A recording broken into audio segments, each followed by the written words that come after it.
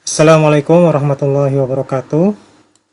Nah, ini waktunya tanya jawab dari pengantar perkuliahan Philosophy of Science atau Filsafat IPA. Nah, pertanyaan dari mahasiswa dijawab oleh Profesor Dr. Suyono. Selamat menyaksikan. Ini lebih ke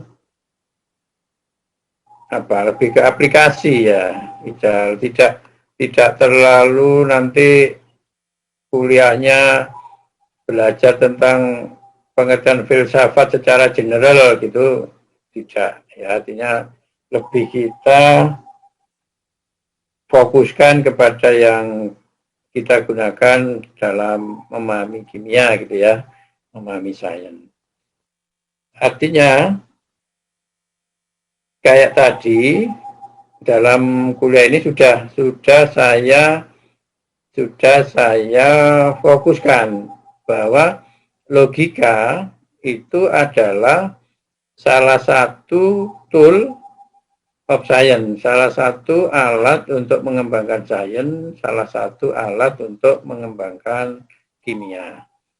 Nah, sebenarnya kalau filsafat itu nanti diberikan terlalu umum, dulu waktu saya kuliah di UNAIR itu ada dua mata kuliah filsafat. Satunya filsafat ilmu umum, ya, satunya filsafat IPA. Jadi sudah masuk ke wilayah IPA gitu ya. Ya, ketika kita belajar filsafat ilmu yang general itu, malah materinya itu membedakan antara tadi itu kayak tadi agama dan ilmu, filsafat dan ilmu, ilmu dan teknologi. Gitu. Nanti itu ya boleh aja disinggung. Ya. Nah, artinya begini, nanti bisa ada aliran-aliran, misal. Jadi misalnya ada orang yang alirannya didominasi oleh logika. Tadi logika itu kan kalau dilihat di metode ilmiah tadi, Pak Sami bisa ditunjukkan di slide itu kan nampak di situ. Logika itu adalah salah satu cara berpikir yang deduktif. Jadi di situ. Artinya apa? Ilmu kimia itu tidak selalu sampai yang bawah. Ada aliran rasionalis. Kayak Einstein. Einstein itu orang yang dominan di aliran rasionalisme. Modalnya, alatnya adalah logika. Jadi Einstein itu tidak pernah bereksperimen, tidak pernah mencari data. Tetapi rumus yang dikembangkan Einstein, misalnya EMC kuadrat, itu benar gitu loh. Paham ya? Oleh sebab itu, pengembangan keilmuan itu bisa saja hanya menggunakan logika. Jadi tanpa statistika bisa saja. Jadi Einstein itu aliran contoh orang-orang yang aliran rasionalis. Ya, jadi hanya menggunakan logika-logika. Nah, dulunya kayak Demokritos, Leukipos itu kan ya hanya pakai logika. Nggak pernah kan ada yang mecah-mecah zat kemudian sampai ketemu atom ya enggak. Nah, kemudian baru Rutherford ya, itu Nelson melakukan percobaan-percobaan yang terkait. Itu pun kan juga nggak melihat langsung elektronnya kan, hanya melihat gejala-gejala. Misalnya ada penghamburan sinar, ada sinar yang diteruskan, ada sinar yang dibelokkan. Tapi kan tetap tidak melihat atomnya kan. Ya, itu sudah mulai ada aliran empirisme. Ya, kita ini yang sebagai orang yang belajar ilmu, ya diharapkan latihan dua-duanya, menggunakan logika dan menggunakan statistika.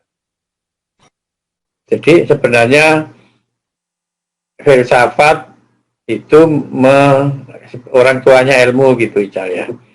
Artinya kalau tadi ada kata kunci logika, ya penggunaan logika, ya logika memang menjadi salah satu cara berpikir yang digunakan orang untuk mengembangkan ilmu. Jadi secara filosofis seperti itu.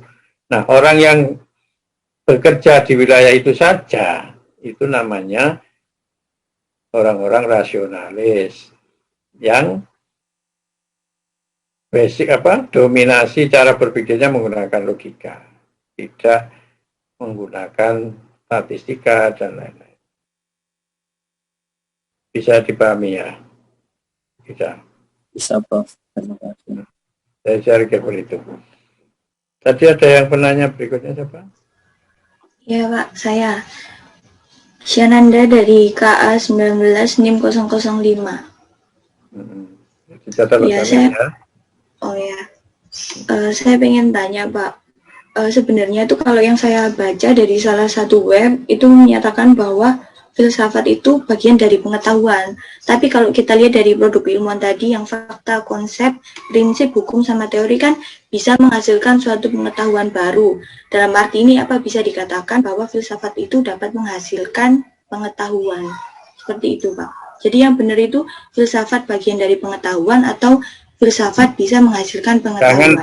Jangan baca web, maca web berarti sopo ngono lho. Makanya tadi kalau saya baca buku-buku yang misalnya ya buku-buku filsafat ngono, nek kowe maca web apa bertanggung jawab siapa penulisnya? Ya, semuanya itu memang pengetahuan, semuanya pengetahuan, tapi level pengetahuan yang bisa dimaksud orang yang sekarang ini kan gini loh, kalau Anda itu kan makhluk Allah ya. Segala sesuatu di luar Allah itu apa namanya? Makhluk. Benar kan? Ya, makhluk ya. Benar ya. Nah, terus makhluk. Nah, Anda adalah salah satu makhluk Allah yang diberi kemampuan berpikir. Karena Anda diberi kemampuan berpikir, Anda berinteraksi dengan alam yang lain ya. Anda berinteraksi dengan segala sesuatu yang ada di luar Anda, ada alam. Nah, itu namanya apa? Anda mendapat apa? Anda memegang gelas yang ada isinya air panas. Dan Anda merasakan apa?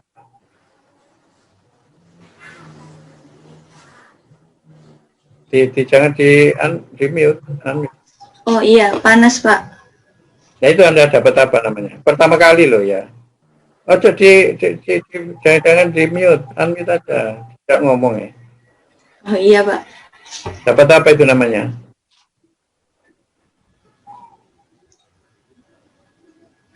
Interaksi kamu dengan alam tadi loh apa namanya?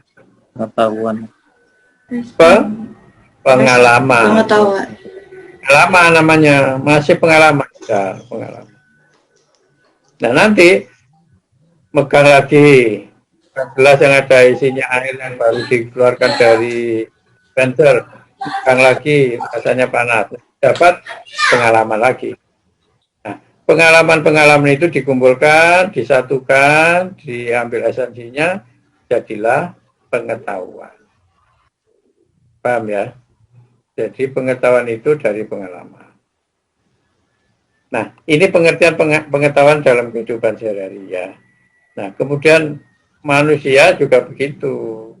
Nah, nanti ketika orang menanyakan tentang sesuatu tanpa ya, orang itu bisa tanpa megang, tanpa apa itu bisa memikirkan sesuatu sedalam-dalamnya. Menanyakan sampai sedalam-dalamnya. Nah, itu namanya filsafat. Sampai basic-basicnya itu di sana. Ini yang kita pelajari di kuliah kita ini sudah mulai implementasinya. Makanya kamu tak suruh latihan misalnya. Kayak tadi loh pertanyaan Sokrates tadi itu. Itu kan Sokrates itu gitu. Nuanya ini dijawab lagi, ditanya lagi, dijawab lagi. Itu berpikir filosofis. Itu kajian filsafat. Nah, kemudian nanti bagian-bagian yang lebih teknis dari itu namanya ilmu. Nanti kalau diterapkan dalam kehidupan untuk kepentingan jangka cepat dan jangka pendek itu namanya teknologi. Makanya antara filsafat ilmu dan teknologi itu ibarat kakek, ayah, dan anak. Kira-kira kalau diadu lari, siapa yang paling cepat larinya? Siapa? Anak apa kakek? Anak, Pak. Maka teknologi itu wajar. Teknologi itu akan berlari mengalahkan bapaknya, mengalahkan kakeknya. Oleh sebab itu, teknologi itu kadang-kadang nyimpang. Bercerai, menceraikan diri dari ilmu dan filsafat. Filsafat itu artinya kebijaksanaan. Padahal teknologi ketika Einstein mengembangkan EMC kuadrat, itu berpikir filosofis Einstein itu. Tapi begitu digunakan Rutherford untuk membuat bom atom, nah itu sudah mulai teknologi. Paham ya? Mulai teknologi. Kemudian dipakai untuk ngebom Hiroshima dan Nagasaki. Nah itu berarti nyimpang. Maka ada tulisan yang mengatakan keretakan antara filsafat, ilmu, dan teknologi. Ya. Nah filsafat itu ya seperti itu gambarannya. Jadi memandu pengembangan anak-anaknya itu, pengembangan ilmu, pengembangan teknologi sebenarnya. Tapi bisa jadi teknologi melebihi dan lari dari siapa yang memberikan basic-basicnya itu. Jadi boleh aja dikatakan seperti itu, tapi jangan di filsafat bagian dari pengetahuan nanti merendahkan status filsafat ya, Nanda ya. Jadi filsafat itu ya memang pengetahuan, tapi yang sudah levelnya sangat basic, sangat dasar. Jadi kalau bertanya itu sampai akar-akarnya gitu ya. Saya kira itu penjelasannya. Ya, terima kasih, Prof. Masih ada? Saya, Prof. Izin bertanya. Elvira. Ya, Elvira dari KA, NIM-nya 006. Menyambung dari pertanyaannya Ical tadi kan mengenai logika dalam filsafat. Nah, saya itu bingung, Prof. Kalau misalnya dalam metode keilmuan tanpa adanya kasana keilmuan, terus kita menggunakan logika misalnya, itu apakah bisa, Prof? Kayak misalnya itu Newton, kan dia melihat apel itu jatuh, dan sebelumnya itu belum ada kasana ilmu tentang gravitasi. Itu kan terus sampai saat ini bisa dijadikan sebagai kasana ilmu. Itu bagaimana, Prof? Sebentar. Newton itu melihat apa kalau gitu? Lihat itu, Prof. Apa adanya gravitasi? Enggak, tadi kan ada scientific project tadi apa saja? Rumusan masalah. Bukan. Scientific project. Fakta, Prof. Fakta, konsep, prinsip, hukum, dan teori. Nah, Newton itu lihat apa? Lihat fakta, Prof. Fakta. Jadi kalau lihat fakta, kan tidak mungkin kemudian tidak satu itu kan dia melihat apel jatuh, tapi kan kemudian dia melihat fenomena lain kan, semua jatuh ke bawah ya, melihat gini loh. Pertama dia tertarik melihat apel jatuh ke bumi. Apakah dia kemudian hanya melihat itu kan? Ya enggak toh. Melihat apa lagi dan lain-lain. Banyak fakta itu. Kemudian di generalisasi menjadi konsep. Kemudian konsepnya nanti digeneralisasi terus akan kemudian dia terangkan konsepnya itu menjadi hukum. Hukumnya dijelaskan menjadi teori. Jadi dia berpikir apa? Deduktif apa induktif? Induktif. Jadi induktif. Tidak menggunakan logika yang di atas tadi, yang menggunakan kasana ilmu tadi. Jadi dia itu sudah mulai dari bagian bawah di metode ilmiah tadi. Ya, dia kan tiba-tiba dapat fakta, ya dikumpulkan, nah nanti akan menjadi dijelaskan menjadi teori, menambahi teori baru. Ya, nah itu cara berpikir yang induktif. Jadi menginduksikan. Nah, nanti kalau sudah ada teori itu kemudian dikembangkan lagi, ya. Nah, itu nanti sudah mulai pakai logika yang nanti pakai silogisme itu berpikirnya deduktif. Ya. Baik, Prof. Terima kasih, Prof.